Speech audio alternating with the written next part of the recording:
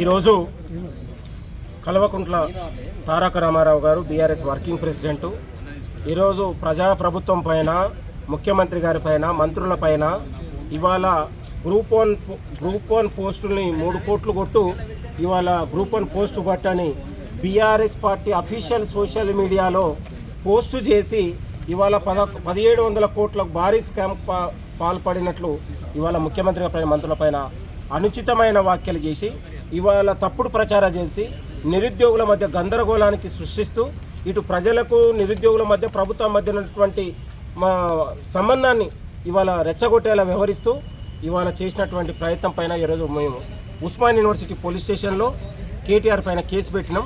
దీని పోలీసులు కూడా పూర్తి దర్యాప్తు చేసి కేటీఆర్ పైన కేసు పెట్టాలని మేము కోరుతా ఉన్నాం. ఇవాళ ప్రజాప్రభుత్వం వచ్చిన తర్వాత కాంగ్రెస్ ప్రభుత్వం 24 నెలల్లో ప్రజా సంక్షేమం కావచ్చు, నిరుద్యోగుల సంక్షేమం కావచ్చు, తెలంగాణలో పునర్నిర్మాణం దిశగా ముందుకెళ్తున్నటువంటి సందర్భంలో ఇవాళ 10 ఏళ్ల పాటు మీరు అధికారం అనుభవించి ఇవాళ గ్రూప్ 1 పేపర్ కనీసం 10 ఏళ్లలో పరీక్ష పెట్టకుండా 2 సార్లు లీకేజీకి పాల్పడి ఇవాళ నిరుద్యోగుల జీవితాల్లో వెలుగులు నింపినటువంటి కేటీఆర్ ఇవాళ నేను అంటా ఉన్నాను కేటీఆర్కు, మరి 10 ఏళ్ల పాటు గ్రూప్ 1 లీకేజ్ అయినప్పుడు ఎందుకు నువ్వు ఆ రోజు జ్యుడిషియల్ ఎందుకు కమిటీ చేయలేదు? జ్యుడిషియల్ విచారణ ఎందుకు చేయలేదు? ఇవాళ తూతూ మంత్రంగా చేసి ఆనాడు లీకేజీకి పాల్పడి ఇవాళ అనేక అవినీతి అక్రమాలకు పాల్పడినటువంటి దొంగలు ఇవాళ ప్రజాప్రభుత్వం పైన ముఖ్యమంత్రి గారి పైన అవాకులు చివాకులు వెలిచే ప్రయత్నం జరుగుతూ ఉంది. నేను అంటా ఉన్నాను, ఒక రాజకీయ పార్టీగా 10 ఏళ్ల పాటు అధికారం అనుభవించి ఇలాంటి నీచమైన ఆరోపణలు చేసేటప్పుడు ఒళ్ళు జాగ్రత్త పెట్టుకొని మాట్లాడాలని మేము కోరుతా ఉన్నాం. ఇవాళ మీరు ఏదైతే ఆధారం చేస్తారో 24 గంటల్లో కేటీఆర్ ఇమీడియట్లీ ఆధారాలతో బయట పెట్టాలి. లేకపోతే కేటీఆర్ పైన 100 కోట్ల రూపాయల పరువు నష్టం దావా ఇవ్వబోతా ఉంది. కాంగ్రెస్ పార్టీ కార్యకర్తలు తెలంగాణ అంతటా కూడా ప్రతి పోలీస్ స్టేషన్లో కేసులు నమోదు కూడా చేయబోతా ఉన్నారు. నిరుద్యోగులు కూడా రేపు కేసులు పెట్టబోతా ఉన్నారు కేటీఆర్ పైన.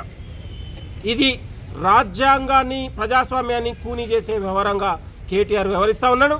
దీనిపైన తక్షణం ప్రభుత్వానికి క్షమాపణ చెప్పాలని మేము కేటీఆర్కి హెచ్చరిస్తూ ఉన్నాం. ఇది మంచి పద్ధతి కాదు.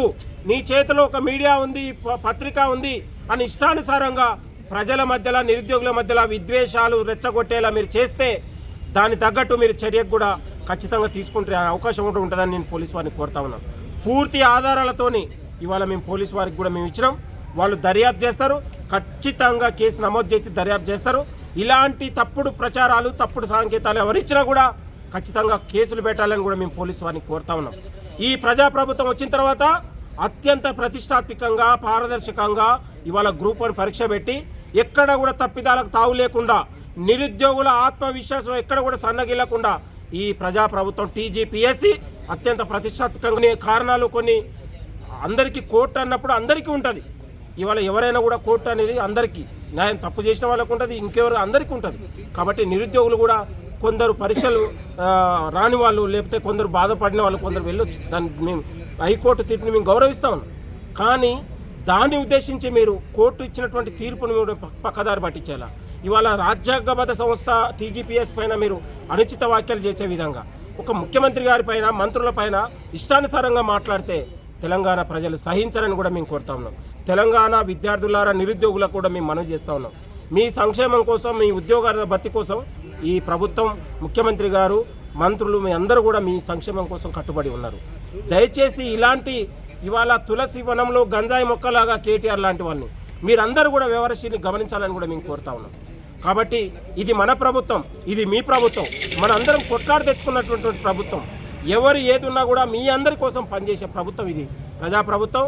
కాబట్టి ఓర్వలేక ఇవాళ ఏ అవకాశం దొరికితే మీరు దాన్ని తప్పుడు ఇచ్చేసి క్రియేటివిటీ చేసి ప్రజల మధ్యలో నిరుద్యోగుల మధ్యలో మనోవేదనకు గురయ్యేలా మరింత వాళ్ళ ఆత్మక్షోభకు గురయ్యేలా ఇవాళ కేటీఆర్ మీడియా కావచ్చు, ఇవాళ బీఆర్ఎస్ పార్టీ కావచ్చు ఈరోజు చాలా నీచంగా వ్యవహరిస్తూ ఉంది.